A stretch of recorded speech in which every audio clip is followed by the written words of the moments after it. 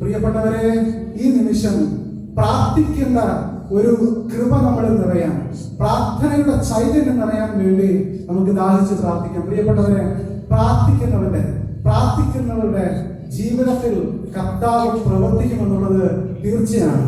ഞാൻ പ്രാർത്ഥിക്കുന്ന ഒരു വ്യക്തിയാണോ, ഏതെങ്കിലും ഒരു സാഹചര്യത്തിൽ പ്രാർത്ഥന മറന്നുകൊണ്ട് എന്റെ ദൈവത്തെ വിട്ട് അകന്നുകൊണ്ട് ഞാൻ ലൗകികമായി ജീവിച്ച വ്യക്തിയാണോ, ഈ നിമിഷം വിഷയോട് മാപ്പിനായി യാചിക്കണം നമുക്ക്. പ്രിയപ്പെട്ടവരെ, കരുണ തോന്നണേ ദൈവമേ, എന്നോട് കരുണ തോന്നണേ, ദൈവം തോന്നണേ എന്ന് നമുക്ക് യാചിച്ചുകൊണ്ട് ഒരുമിച്ച് ഏറ്റുപാടാം. കരുണ തോന്നണേ, അലിവു തോന്നണേ, പാപിയാണു ഞാൻ നാഥ, പാപിയാണു ഞാൻ. കരുണ തോന്നണേ, അലിവു തോന്നണേ, പാപിയാണു ഞാൻ നാഥ, പാപിയാണു ഞാൻ. പ്രിയപ്പെട്ടവരെ, ഈ നിമിഷം ദിവ്യകാരുണ്യ നാഥൻ നമ്മുടെ മധ്യത്തിലേക്ക് ഇറങ്ങി വരാൻ പോവുകയാണ്.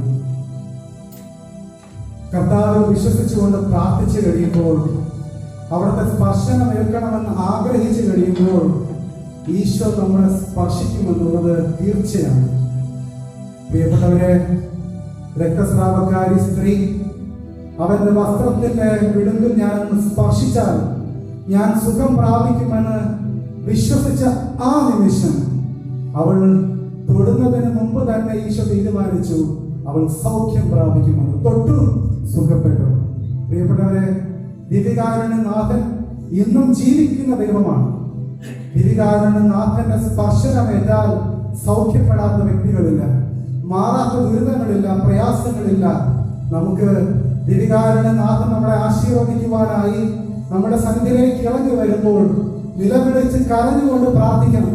നമ്മുടെ ഓരോ ദുഃഖങ്ങളും വേദനകളും കർത്താവിന് വിട്ടുകൊടുക്കണം. ഈ നിമിഷം ബഹുമാനപ്പെട്ട വൈദികൻ നമ്മുടെ സന്നിധിയിൽ ദിവ്യകാരുണ്യ നാഥനുമായിട്ട് ഇറങ്ങി വരും.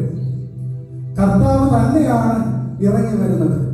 പ്രിയപ്പെട്ടവരെ, 2000 വർഷങ്ങൾക്ക് മുമ്പ് ഗലീലിലൂടെ നടന്നിരുന്ന ആ ഈശോനാഥൻ തന്നെയാണ് ഇന്ന് നമ്മുടെ സന്നിധിയിൽ ഇറങ്ങി നടക്കാൻ പോകുന്നത്.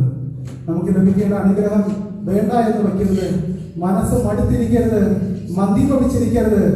ഇപ്പോൾ ദിവ്യകാരുണ്യനാഥൻ നമ്മുടെ സന്നിധിയിലേക്ക് ഇറങ്ങി വരുമ്പോൾ നിലവിളിച്ച് സ്തുതിച്ച് പ്രാർത്ഥിച്ചുകൊണ്ട് നമുക്ക് ദിവ്യകാരുണ്യനാഥനെ നമുക്ക് വരവേൽക്കാം. ദിവ്യകാരുണ്യനാഥൻ നമ്മുടെ സന്നിധിയിലേക്ക് ഇറങ്ങി വരുമ്പോൾ ഇരു കരങ്ങളും ഉയർത്തി വേണ്ട അനുഗ്രഹത്തിനായിട്ട് കരഞ്ഞ് നിലവിളിച്ചുകൊണ്ട് പ്രാർത്ഥിക്കുക. അവിടെ നിന്ന് സ്പർശിക്കുക തന്നെ ചെയ്യും. സകലവും വിട്ടുകൊടുത്തുകൊണ്ട് സ്തുതിച്ച് പ്രാർത്ഥിക്കുക. ഇരു കരങ്ങളും ദൈവസന്നിധി ഉയർത്തിക്കൊണ്ട് നമുക്ക് ഉച്ചത്തിൽ നിലവിളിച്ച് സ്തുതിച്ച് പ്രാർത്ഥിക്കാം.